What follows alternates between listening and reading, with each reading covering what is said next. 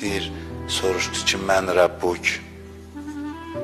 Bilmirəm, hansı mələyin cürəti var Həzrəti Zəhradan sual soruşsun. Amma deyirlər qaydasıdır da, bir cavab verir, Peyğəmbərin kimdir, iftixarla cavab verir ki, atamdır mənim Peyğəmbərim. Deyir, soruşurlar ki, imamın kimdir, həyadan deyir, danışmır, demir. Belə məqamda məzarın üstündə Quran oxuyan o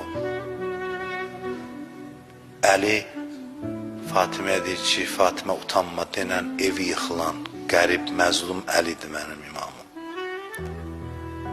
Sənin şəhadətindən beli sınan, tənha qalan, tək qalan. Ümidvarıq ki, qəbrimizin əvvəl gecəsi dilimiz tutular birdən, gələr başımızın üstünə inşallah, deyər ki, narahat olma. Narahat olma. Mələyə deyər ki, imamı mənəm, özü həyəcanlıdır deyə bilmir, mənəm onun